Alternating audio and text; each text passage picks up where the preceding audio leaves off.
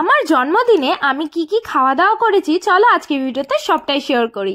So hello guys, কেমন আছো তোমরা সবাই? আশা করছি সবাই খুব ভালো আছো। আর একটি নতুন মিনি ব্লগে তোমাদের সকলকে ওয়েলকাম।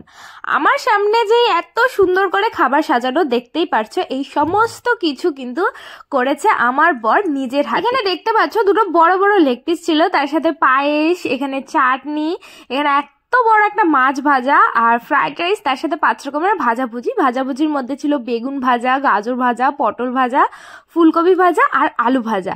আর আমার বর কিন্তু সমস্তটা একা সব করেছে, আর এটা ভেবেই তো আমি কত খুশি হয়ে গেছি। আর ও কিন্তু এত সুন্দরভাবে সাজিয়ে গুজিয়ে সমস্তটা নিজের হাতে আমার সামনে দিয়েছিল, আর এই দেখেই তো আমি প্রচন্ড খুশি হয়ে গেছি। চলো আর বেশি বক বক করবো না, এখন খাওয়া দাওয়া শুরু করা যাক। আমার বর কিন্তু এই ভাজাভুজি খাওয়ার জন্য আলাদা করে রাইস করে রেখেছিল, বাট আমি আলাদা করে রাইস আর নিয়ে নিয়ে আমি ফ্রাইড রাইসের সাথে কিন্তু এই ভাজাভুজিগুলো খাবো, একটা নিউ কম্বিনেশন।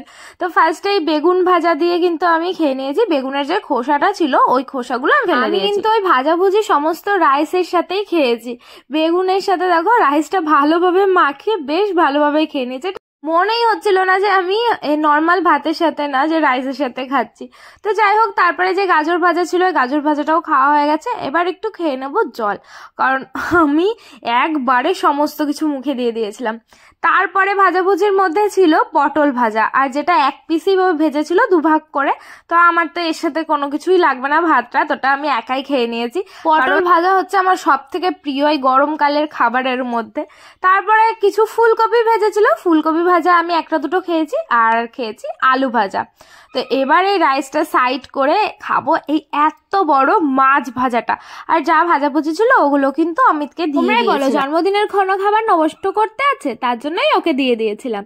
আর এবার এই মাছ ভাজাটা খাবো, দুটো একসাথে করে রেখেছিলাম কারণ মাছটা অত বড়ই ছিল, মাঝখান দিয়ে পরে কেটে নেওয়া হয়েছে।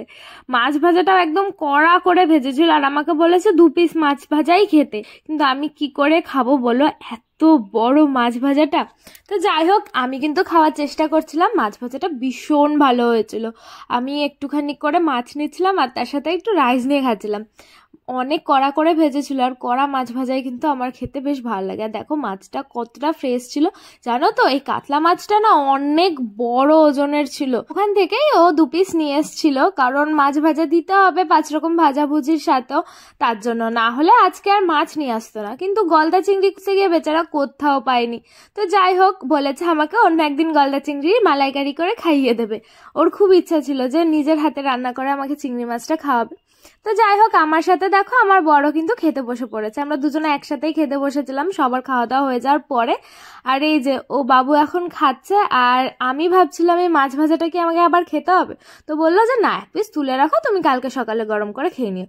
তো আমি তো বাবা বেঁচে গেছি, তুলে রেখেছিলাম। আর এখন খাবো এই দুটো বড় বড় লেগ পিস। এই চিকেন লেগ পিস খেতে যে কি ভালো লাগে কি আর বলবো তোমাদের। যেহেতু আমার স্পেশাল দিন ছিল, আমার জন্মদিন ছিল, তাই আমার বর কিন্তু 2টো লেগ পিস আমার জন্য নিয়ে এসেছিল, দুটোই আমাকে দিয়েছিল। আর এত টেস্টি রান্না করেছিল, আমি কি বলবো। মানে মানুষ ভালোবেসে রান্না করলে সবসময় খাবার খেতে সুন্দরই হয়, তাই না? তো একটুখানি আমি গ্রেভি নিয়ে নিয়েছি, আর এবার ওই রাইসের সাথে মাখিয়ে এই লেগ পিসটা দিয়ে বেশ জমিয়ে খাওয়া দাওয়া করেছি। কিন্তু আমার বর কিন্তু এই মাংসতে একটু আলু দিয়েছিল, কারণ অনেক বাচ্চারা ছিল, ওরা আলু খেতে চায়। আর আলু এত সুন্দর গলে গেছে কি বলবো, আলু তো খুঁজেই পাওয়া যাচ্ছিল না। আমার পেট এত ভরে গেছিল যে একটা লেগ পিস আমি খেতেই পাইনি, ওটা আমি রেখে দিয়েছিলাম পরের দিন খেয়ে নেবো বলে। তো আমি একটা লেগ পিস আর একটু রাইস দিয়ে খাওয়া দাওয়া কমপ্লিট করে এখনো দেখি বাকি রয়েছে চাটনি আর পায়েস। তো আমি প্রথমে ভাবছিলাম যে খেতে হবে, ও বলছে হ্যাঁ সমস্ত কিছু খেতে হবে। তাই আমি ওকে বললাম যে ঠিক আছে, আমি অল্প একটু খাবো, পুরোটা কিন্তু খেতে পারবো না, তুমি খেয়ে নিও। তাই দেখো চাটনিটা কিন্তু অল্প একটু খেয়ে আমি এখনো নাকি আমাকে পায়েস খেতে হবে।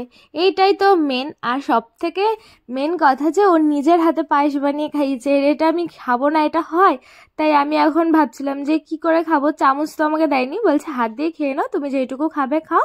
তারপরে আমি এমনিতেও যখন কেক কাটিং করেছিলাম তখন তো একটু পায়েস খেয়েছিলাম। তো যাই হোক বন্ধুরা, আজকে ভিডিওটা তোমাদের কেমন লাগলো জানিও। ভালো লাগলে লাইক শেয়ার করো, পেজটা ফলো করো। সেলিব্রেশনের ভিডিও কালকে আপলোড করবো। তো আজকে